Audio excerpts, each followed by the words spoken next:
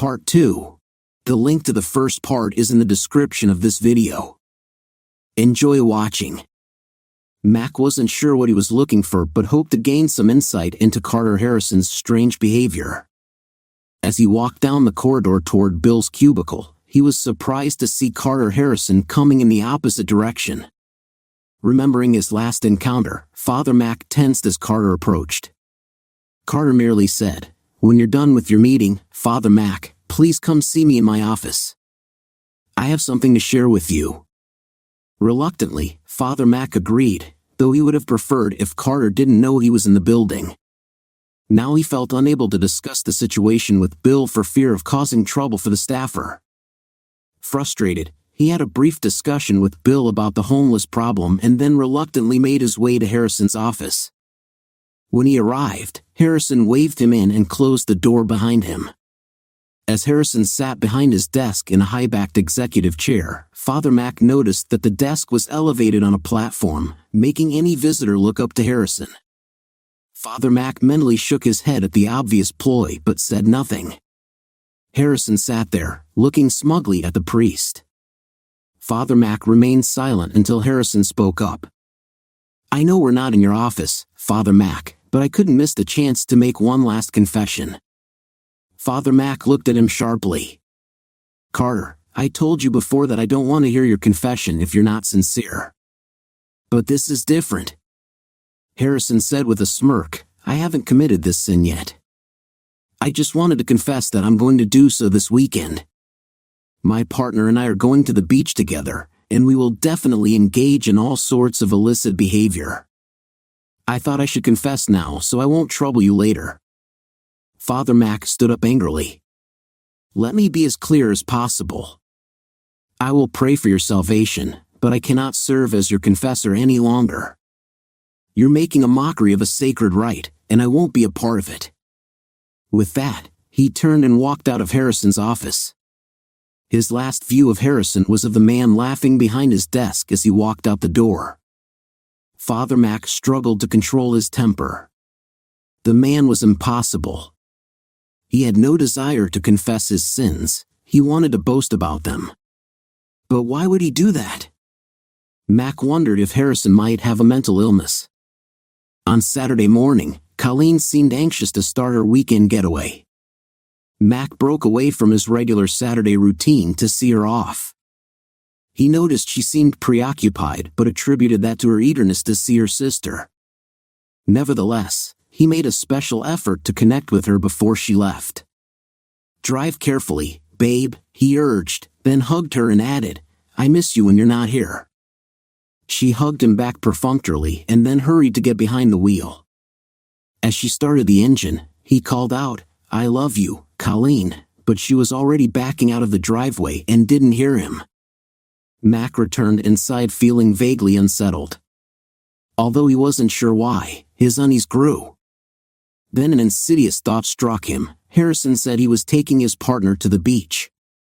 He tried to dismiss the suspicion as soon as it came to mind, telling himself it was just a coincidence, lots of people go to the beach. Colleen would never cheat on him, and certainly not with someone like Carter Harrison. Harrison's weird behavior must have gotten to him, making him neurotic. But once the idea took hold, it kept eating away at him. He found himself unable to concentrate on his Sunday sermon. No matter how hard he tried to push the doubt away, it wouldn't leave him alone. Finally, he put down his sermon and reached for his phone to call Megan, hoping to settle his fears. He hesitated, unsure what to say. "What am I going to ask? Are you going to the beach with Carter Harrison?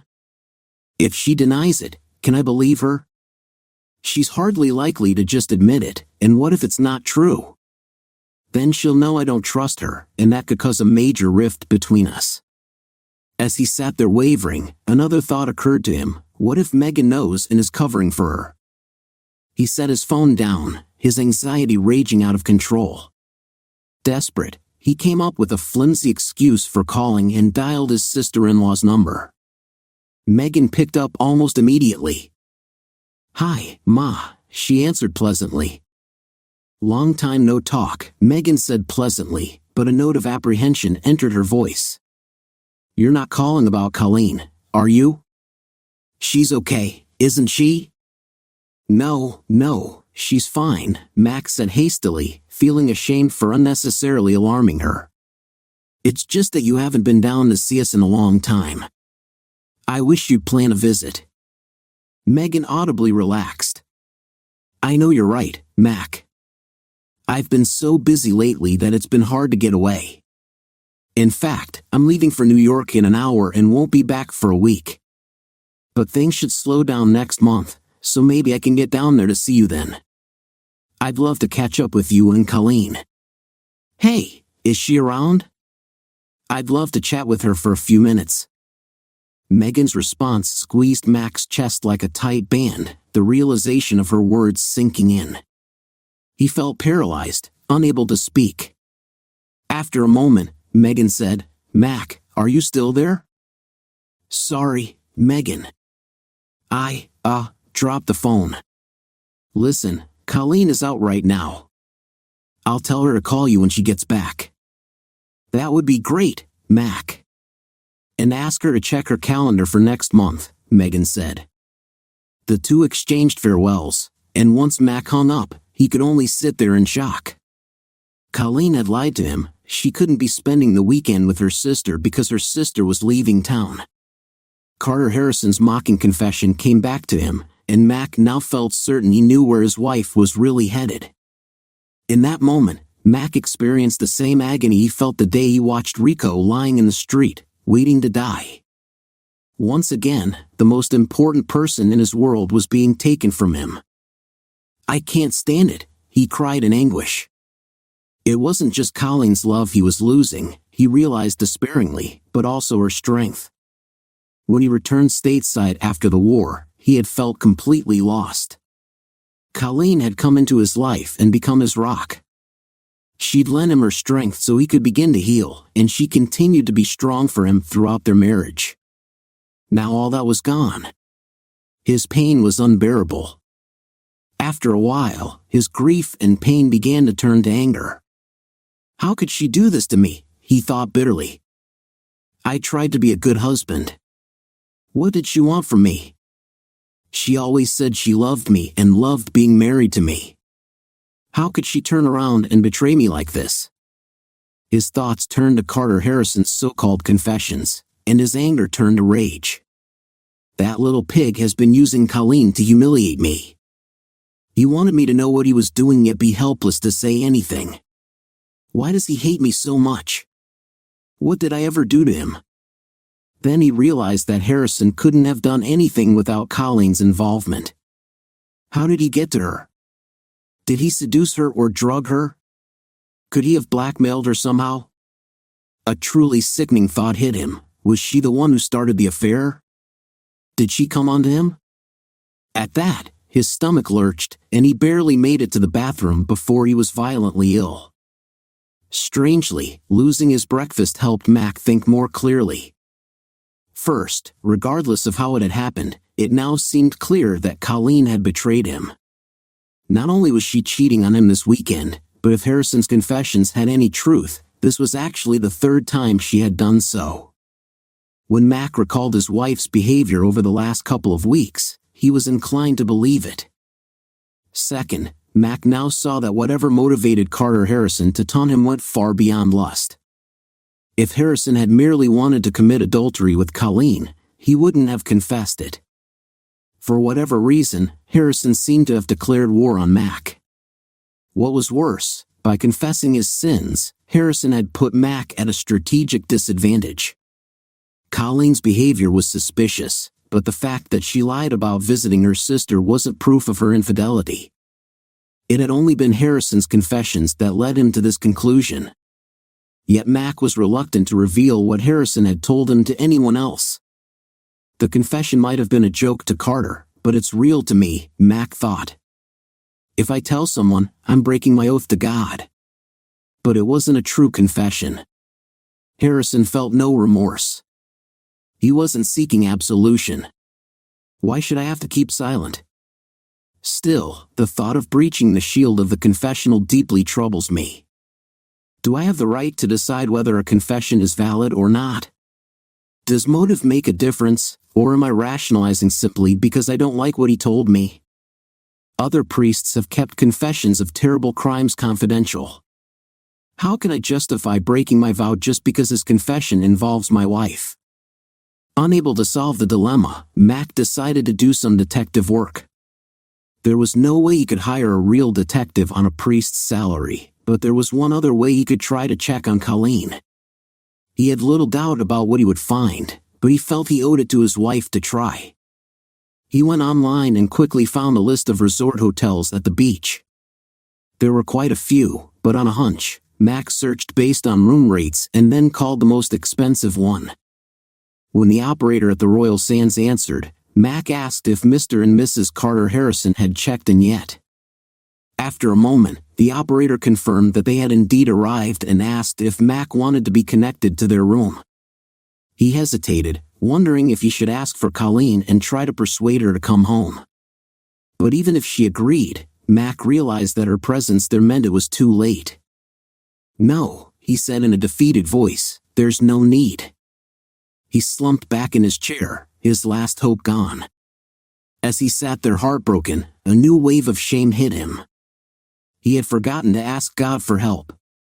Quickly, he bowed his head and tried to pray, seeking divine guidance or at least consolation. In the past, his faith had provided meaning and direction in his life, but this time, he found no solace. The prayers he'd relied on so often now felt empty and meaningless.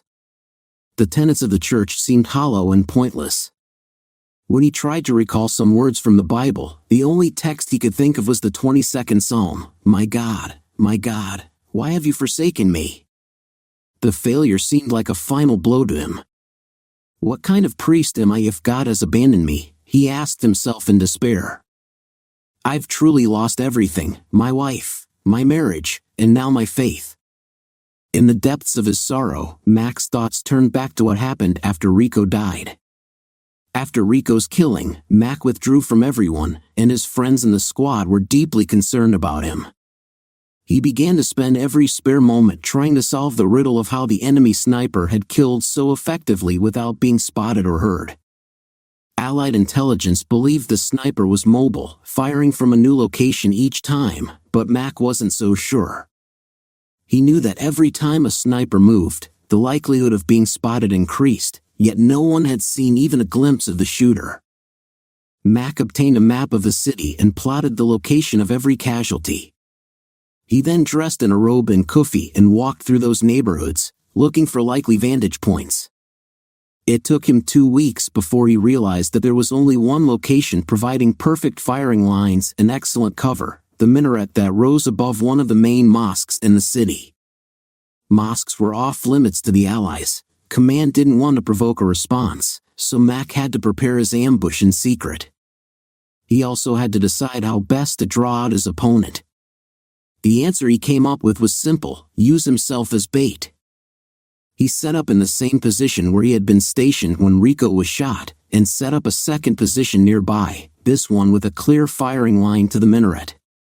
On the afternoon Mac was finally ready. He brought along his other sniper rifle, the M40, plus a spare uniform and helmet.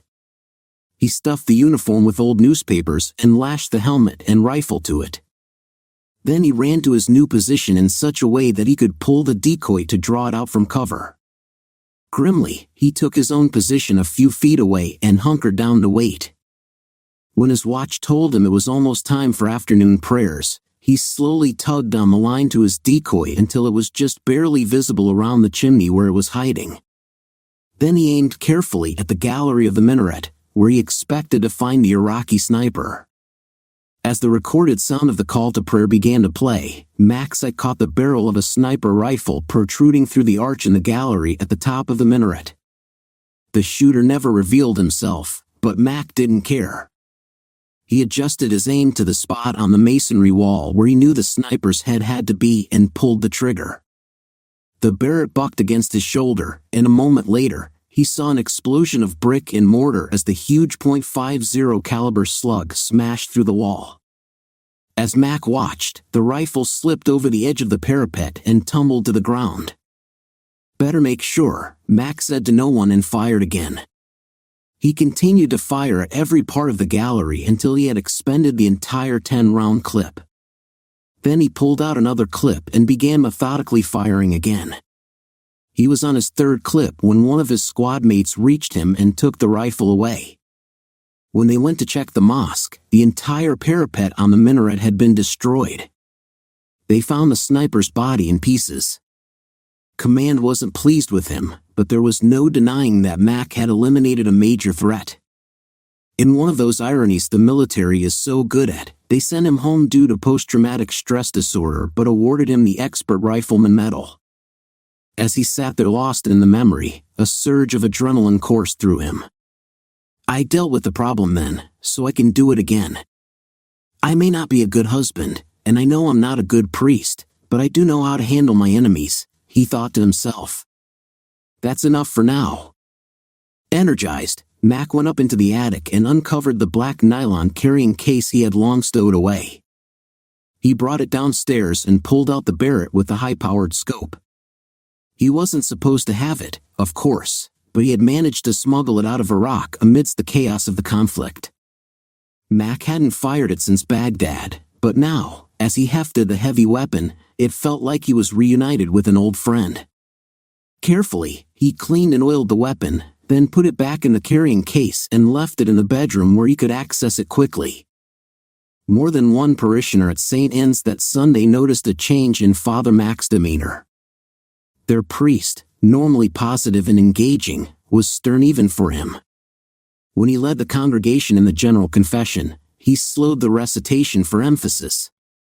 We have done those things that we ought not to have done, and we have left undone those things which we ought to have done. And there is no health in us, he intoned.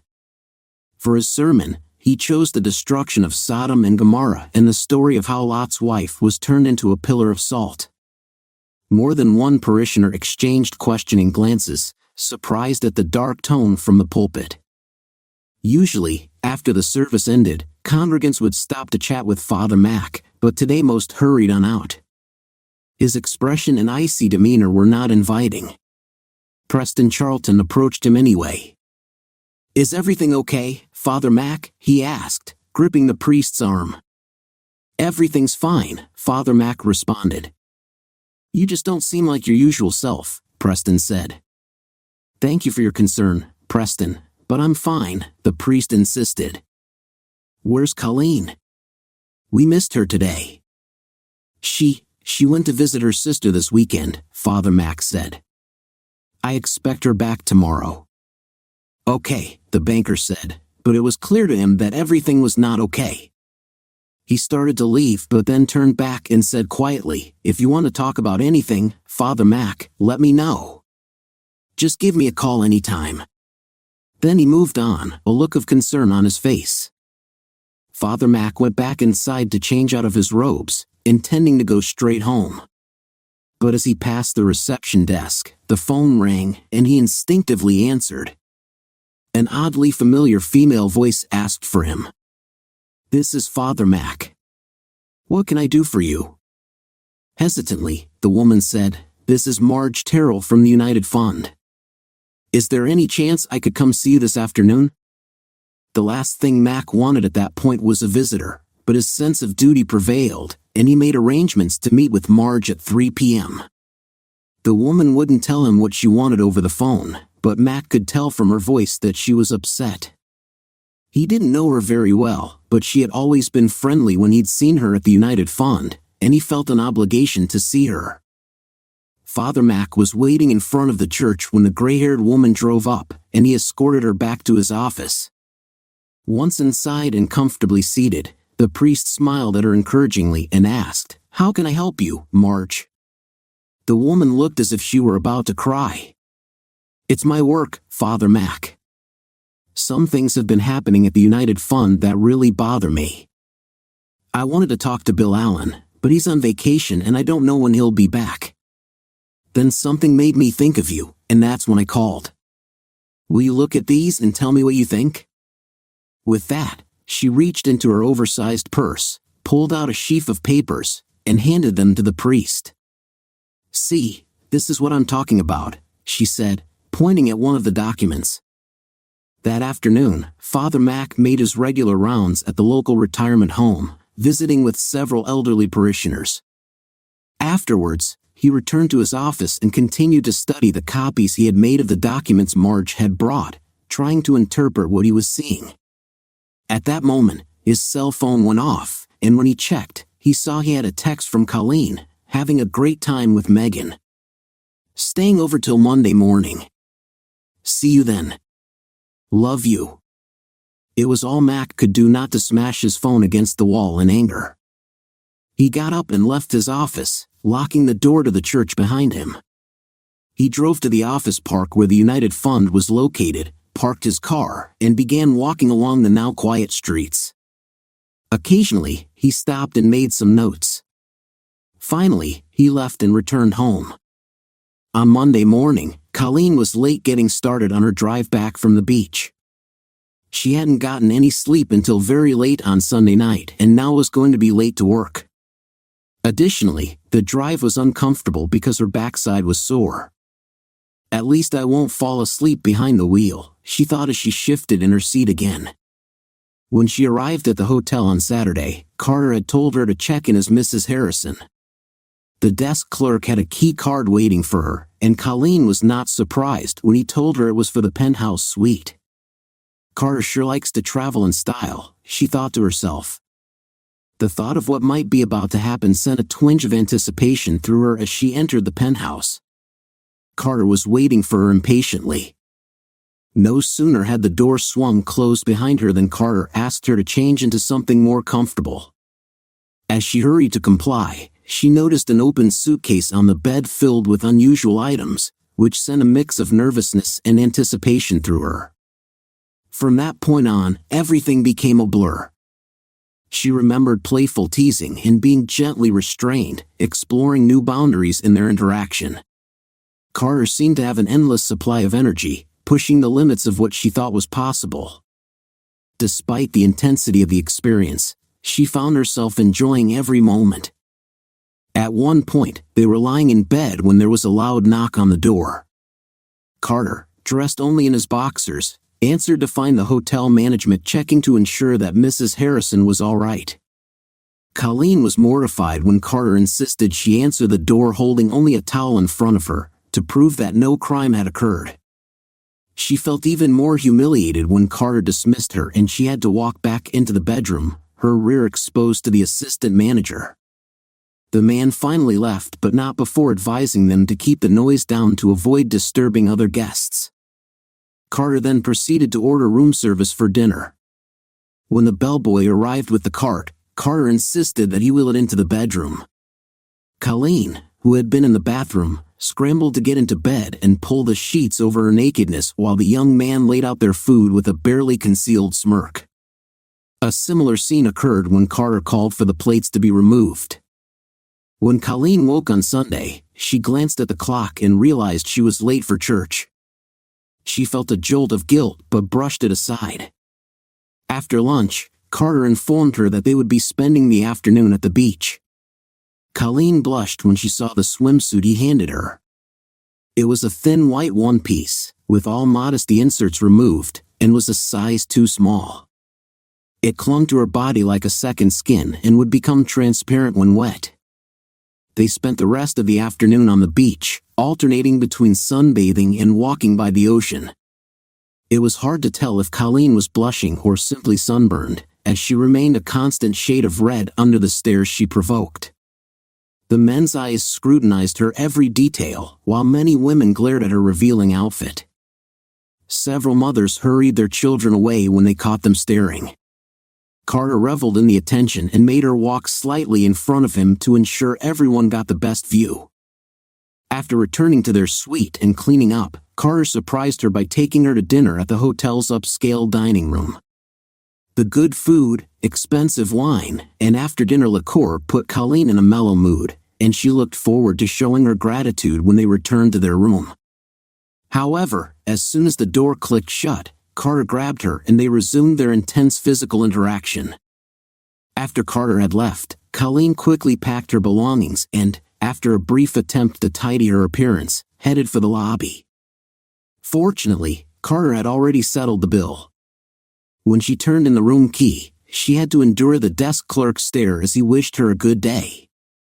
She realized with a pang of embarrassment that she wasn't wearing any underwear. "I can't go to work like this," she thought frantically. She sped to a nearby Walmart, ran through the aisles, and picked up a utilitarian white bra and a 3-pack of panties. After purchasing them, she hurried back to her car, tore open the packaging, and put on the underwear as modestly as she could while sitting in the front seat of her car. A teenage boy nearby gaped at her, but she tried to ignore him as she finished and then drove out of the parking lot, heading toward the highway. As she drove, a wave of guilt settled over her. The past weekend seemed like a feverish dream. Had she really deceived her husband to engage in such behavior with a lover? Had she really participated in 2 days of such activities? It all felt so unreal to her now. What she wanted was the love, security, and normalcy of her marriage. Tears welled up in her eyes as she thought about Mac waiting for her. If he were ever to find out the things she had done that weekend, she would be so ashamed she didn't think she could stand it. The thought of how it might affect him frightened her. "I'm going to be so good to him," she promised herself. "I'll never see Carter again." But even the mention of his name made her recall some of the experiences from the weekend, and she shivered involuntarily at the memory of his promise to bring others with him next time. "What's wrong with me?" she wondered. "I love my husband. I want to be a good wife and partner. So why does part of me want to act in ways that are so contrary to that? Why can't I control it? When did I become so conflicted?" Her helplessness made her angry. "It's all Carter's fault," she told herself. "He's the one who tempted me. He's the one who made me do things I now regret." But even as she blamed him, she had to admit that she was equally responsible. "He didn't drug me. He didn't force me," she conceded. "I could have walked out of that room at any time, but I didn't. I wanted what he was offering." As she drove through the outskirts of the city, she tried to push these thoughts away. "I need to go straight to the office and handle things there. I'll figure out what to do about everything else later." When she finally arrived at the women's shelter, things were chaotic. She quickly found herself buried in paperwork and phone calls until well past lunchtime. As she bit into a sandwich at her desk, she suddenly realized she hadn't called Mac. She quickly dialed the church office and reached Mrs. Moore. "Oh, hello Colleen, dear," Mrs. Moore said. "Father Mac said you might be calling." "No, he's not here right now. He's off at some meeting. I'm not sure when he'll be back." "Oh, but he did leave a message for you. He asked me to tell you that he has to make a hospital visitation tonight and that if it runs too late, he might stay there overnight." "No, there wasn't any other message."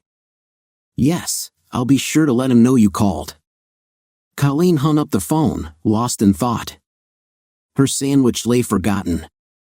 She desperately wanted to reconnect with her husband and was frustrated that they might not be reunited until the next day. Although she wasn't surprised by Mrs. Moore's message, given that Mac had spent the night at the hospital before, she still felt uneasy.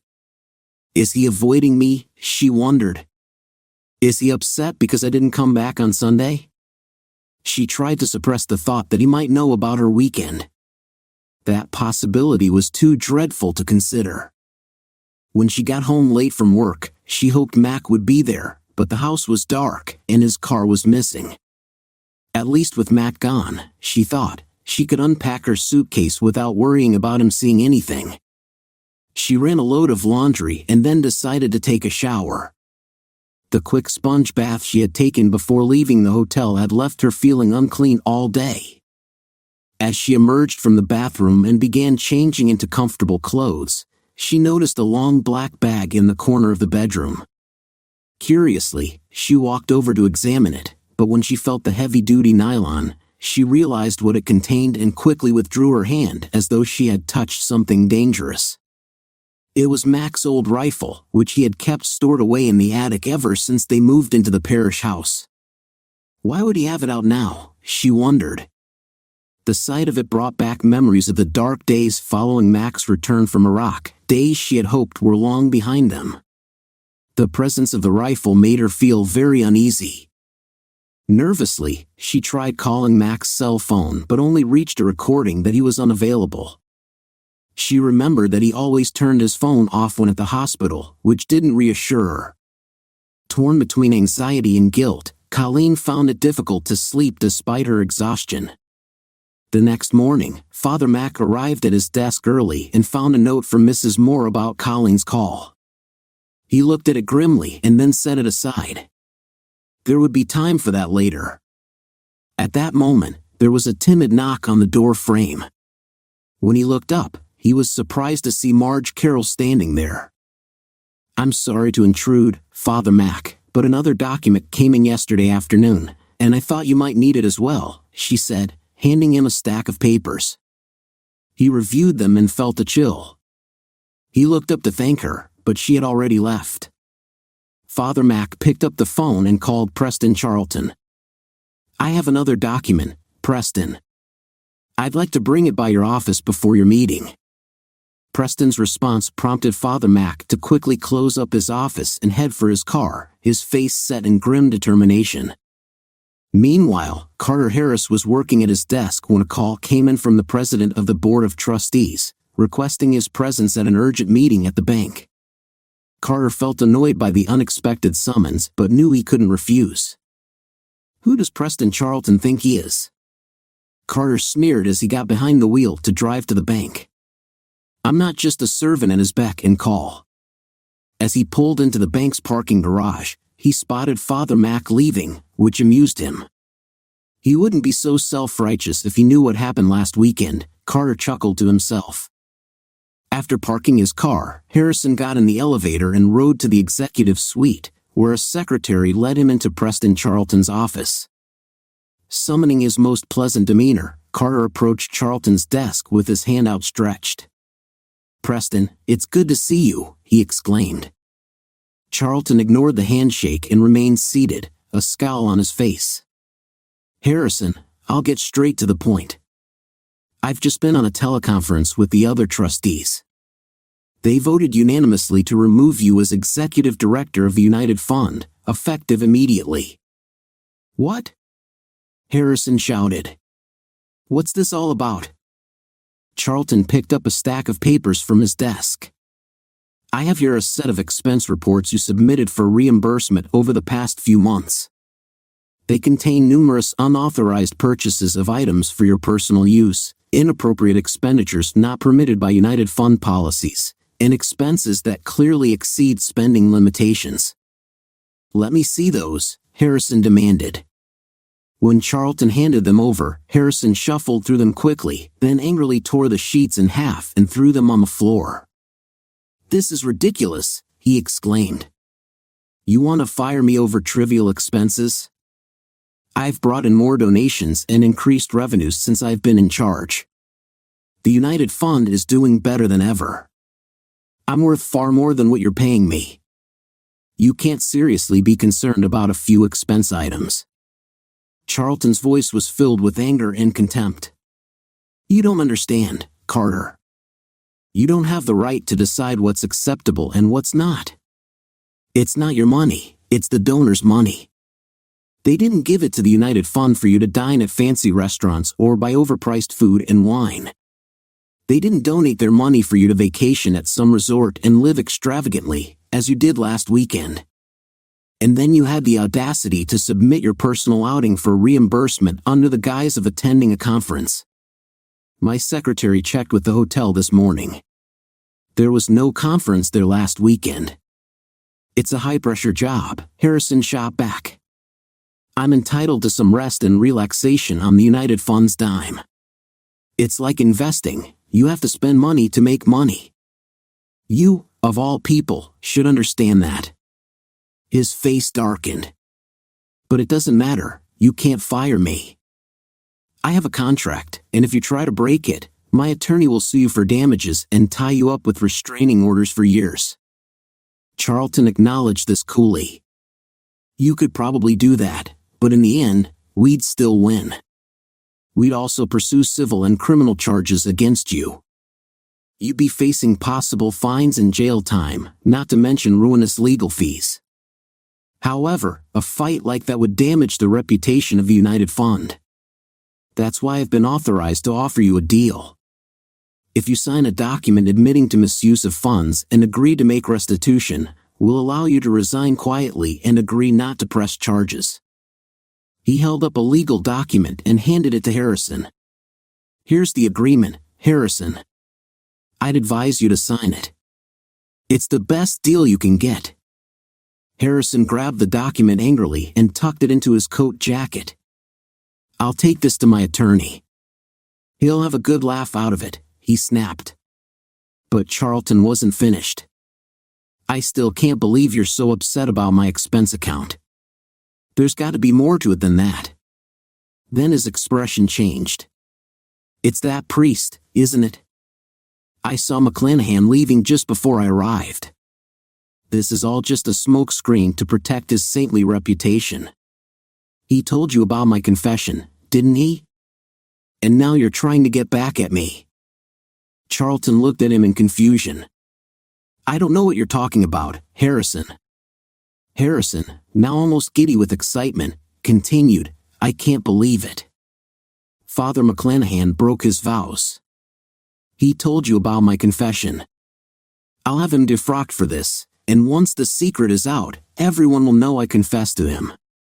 He'll become the laughing stock of the town. After I'm done with him, he won't be able to look anyone in the eye. What confession? Charlton asked. Father Mac was here, but he never mentioned any confession. Don't give me that.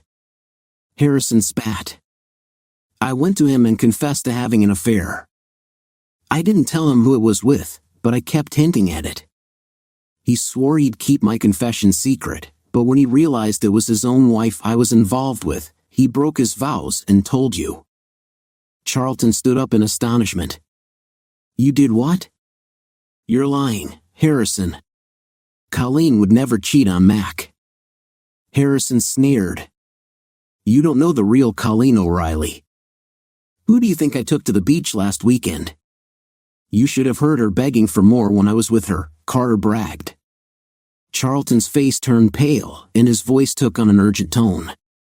If you're telling the truth, my advice is to sign that document and leave town immediately. Get as far away from here as fast as you can. You need to understand, Mac was in the Marines. He served in the Iraq War. That's a joke, Harrison snarled. He doesn't scare me.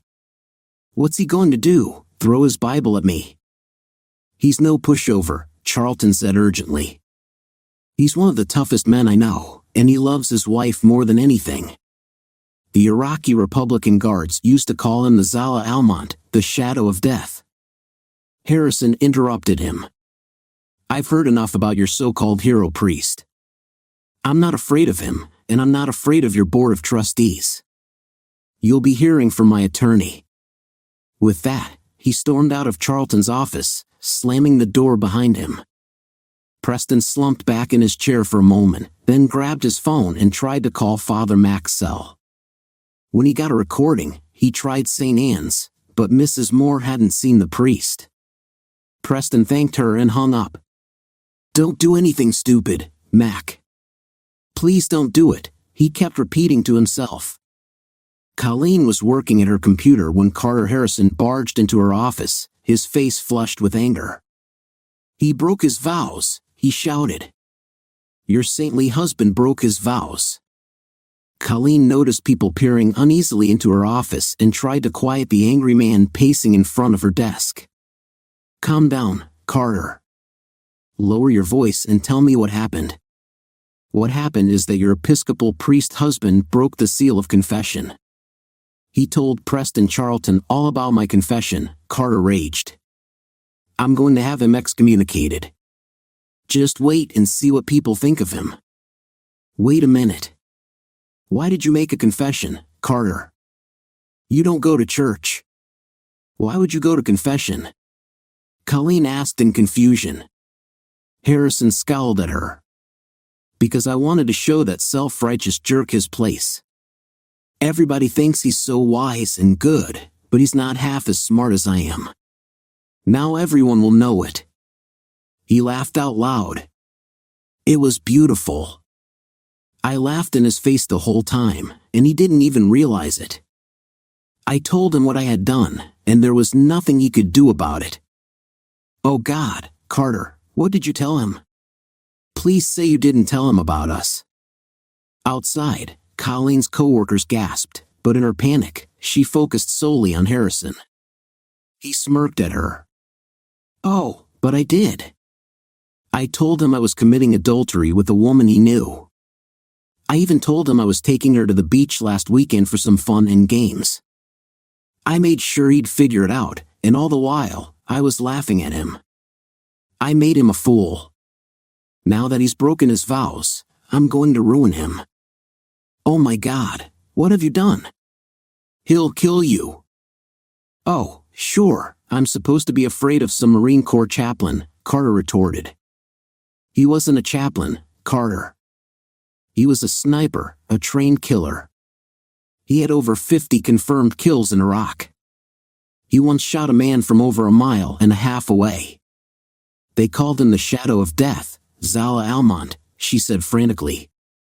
"I don't believe you. You're just making that up. Believe what you want, but he's no super soldier." "You have no idea who you're dealing with," Colleen said. When his best friend in Iraq was killed, Max spent weeks tracking down the enemy sniper before he took him out. They only found bits and pieces of that man. That's why he brought that rifle down. He still has it, and it's huge. He once told me it could shoot a bullet through a brick wall and still kill the person behind it. As Harrison looked at her uncertainly, Colleen pleaded with him. "Carter, please, you have to go. You have to get out of town now. It's your only chance." The man eyed her suspiciously. "Why are you so anxious for me to run?"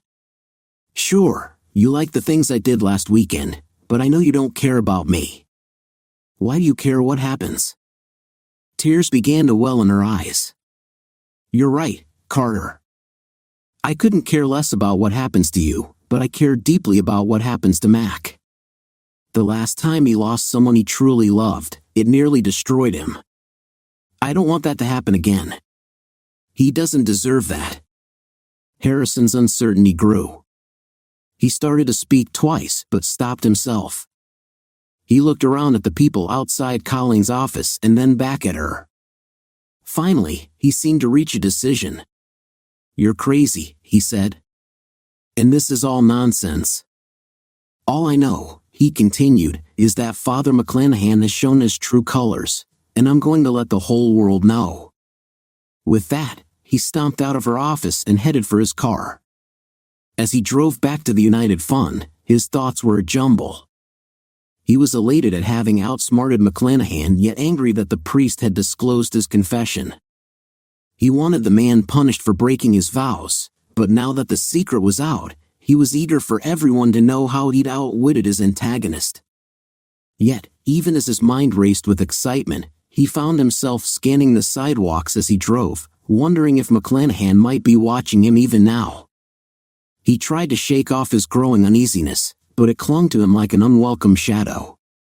When he arrived at the United Fund building, he noticed several employees gathered in the parking lot and more clustered in the lobby. Harrison ignored them and pushed his way through. As he reached his office, he found the door wide open, even though he was sure he had closed it before leaving. Peering inside, he gasped. The room looked as though it had been ransacked. Dust filled the air, and papers were scattered everywhere. His desk was damaged, and his executive chair was overturned. When he set it upright, he saw a large ragged hole punched through the back support. In shock, he looked around and saw sunlight streaming through a shattered cinder block wall behind his desk. As he stood there in stunned disbelief, the receptionist approached nervously. "Excuse me, Mr. Harrison. Father Mac came by this morning and left a package for you. He asked me to make sure you got it right away, saying it was urgent." Harrison took the package from her and opened it cautiously. Inside, he found a pointed cylinder over 5 inches long. At first, he didn't recognize it, but then he realized he was holding an unusually large bullet. Numbly, he hefted it, noting its weight. Could this really be a shell for a rifle? With a shudder, he quickly shoved it back into the package. As he did, he noticed a sheet of paper inside. Gingerly, he fished it out and examined it. It was a page torn from the Bible, from the book of Exodus. A few words had been highlighted, an eye for an eye, and a tooth for a tooth. As Harrison stared at the text, he remembered something McClanahan had told him, how he had killed a man from over 1.5 miles away. Abruptly, he spun around to stare out the window at the nearby office buildings. McClanahan could be on top of any one of them right now, Harrison thought, and fear ran through him like ice water. Instinctively, he stepped away from the window, putting the cinder block wall between him and the outside world. He glanced at the hole in the wall and, in a panic, dropped to the floor on his hands and knees. He reached into his jacket pocket and pulled out the document Charlton had given him, hastily signing it and leaving it on the dusty carpet. Then he scurried out of his office and rushed for the exit. As he ran to his car, he shouted at the employees milling around, "I signed it. Tell him not to shoot, I signed it." He gunned the engine and sped away, heading for the interstate. After Harrison had left, Colleen sat down at her desk in shock, drying her eyes and trying to compose herself. After a few minutes, she stood up, grabbed her purse, and walked out of her office. "I'm leaving," she told one of her coworkers. "Will you be back?" the woman asked uncertainly. Colleen glanced at her bleakly. "I doubt it," she said. Once she got to her car, Colleen drove quickly to St. Anne's, hoping to find her husband. When she arrived, she hurried to Max's small office, but it was empty. Mrs. Moore, alarmed by Colleen's appearance, followed her. "Where is he?" Colleen demanded. The poor woman had no idea. "I think he was here early this morning, but I haven't seen him since." Colleen glanced around Max's office and then turned to leave. "If you hear from him, have him call me immediately," she yelled over her shoulder. "And tell him not to do anything." As she got behind the wheel of her car, Colleen burst into tears. Now that the adrenaline was wearing off, she felt a growing sense of despair. Like a frightened child, she wished she could wake up and find that all this had been just a nightmare. After a moment, she started the car and headed for home, hoping to find Max there. Her hopes were dashed when she found the driveway empty. Deeply depressed, she parked her car and went inside.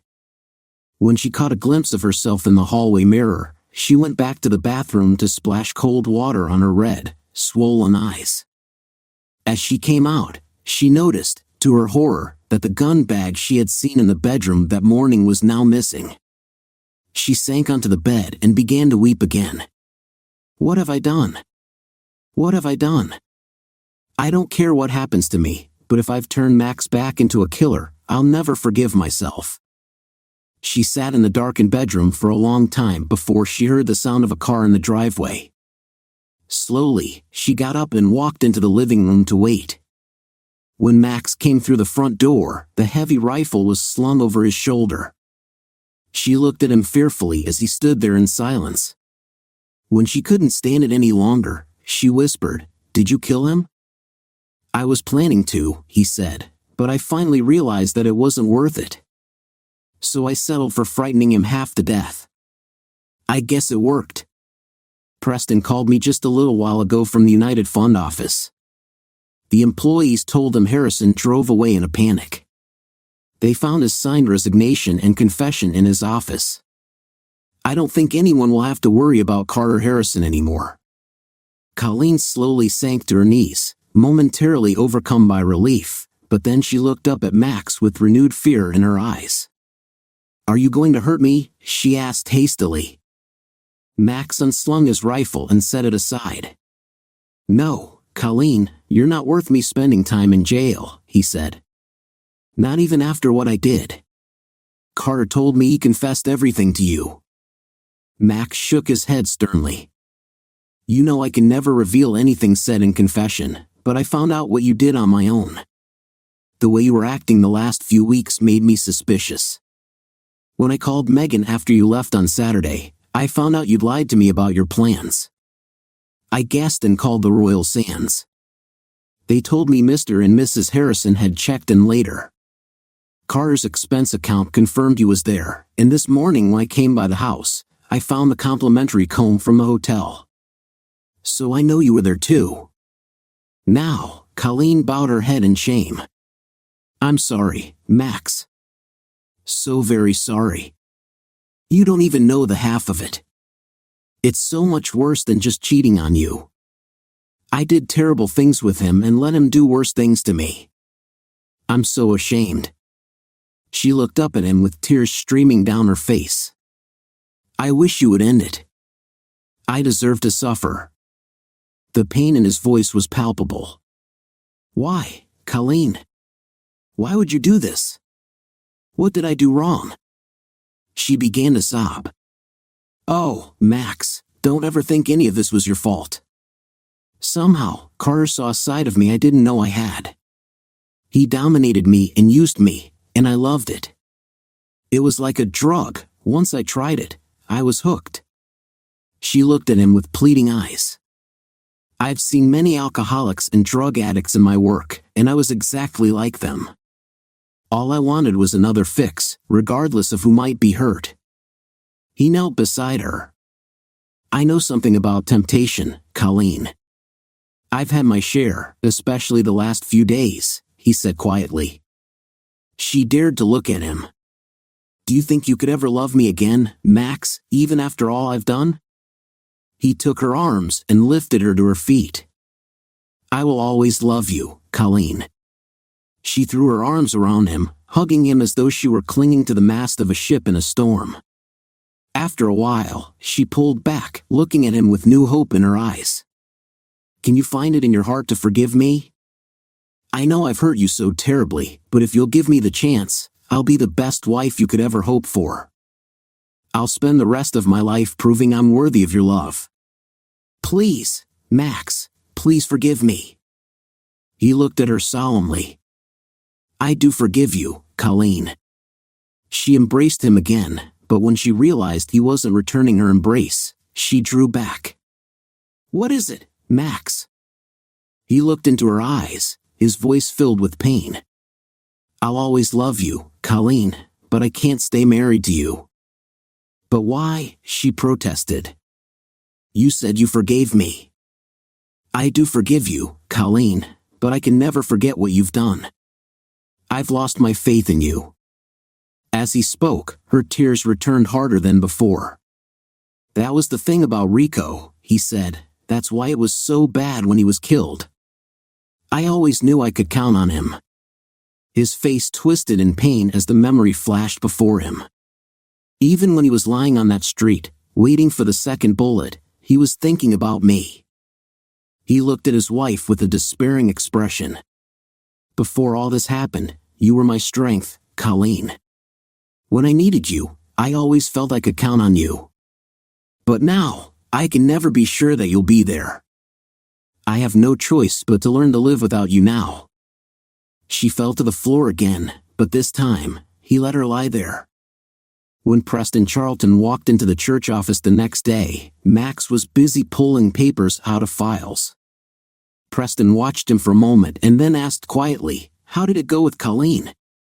Max looked up with a tortured expression on his face. "She's driving up to her sister's house today. I think she's planning on staying with her until she can find a place of her own."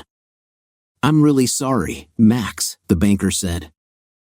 "I would never have believed things would turn out this way." Max looked away to hide the pain in his eyes and resumed pulling items out of the files. "What are you doing?" Preston asked. Max turned to face his friend. "I'm leaving St. Anne's, Preston. I'm going to quit the priesthood." Charlton looked at Max in shock. "You can't do that. People here need you." Max shook his head stubbornly. They need somebody better than me. I wasn't a very good husband, and for sure, I wasn't a very good priest. I couldn't protect Colleen from Carter Harrison, and I didn't help the United Fund when I saw the warning signs. Max, you can't hold yourself responsible for what happened. Harrison had us all fooled, me most of all. And as for temptation, well, all of us are tempted at one time or another and have to deal with it when it comes.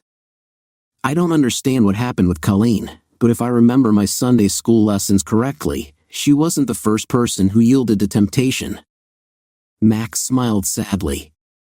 Maybe so, Preston, but I still feel like I should have done something. His face resumed its somber look. But even setting Ken aside, there's no denying that I came very close to harming a man this week. I definitely threatened him and damaged the United Fund office in the process. What kind of a priest is that? Preston smiled. For goodness sake, don't worry about the building. Considering that you got Harrison to sign that confession and resignation, it was well worth it. To be honest, I think the board wants to give you a medal for getting rid of Harrison, not a bill for property damage. Then his face took on a more serious expression. As for threatening Harrison, I really don't think God or anyone else could blame you for getting so angry at that man after the way he went after you. God, Max said bitterly, that's the worst part of all. I think God has abandoned me, and I've lost my faith in him. When I realized what was going on with Colleen, I tried to turn to him for help or at least consolation, but I got nothing. Where was he when I really needed him? He picked up some notes lying on his desk and showed them to Charlton. Here's my sermon on Sodom and Gomorrah from last Sunday. Remember how God sent an angel to Lot to lead him to safety before the two cities were destroyed? Where was my angel? Why didn't God send somebody to save me? In a defeated voice, Max whispered, I came so close to harming that man, Preston. If some woman I hardly knew hadn't come to my office with those expense accounts, I would have acted on my anger. Charlton gave him a puzzled look. What did you just say, Father? Max looked at him uncertainly. I said I would have harmed Carter Harrison if Marge Terrell hadn't shown up out of the blue. He stopped abruptly, thinking about what he had just said.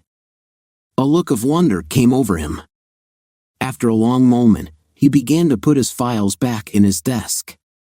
I guess maybe this is where I belong after all, he said quietly. God works in mysterious ways, and sometimes angels walk the earth. Dear listeners, please share your thoughts in the comments section below and don't forget to like, share, and subscribe.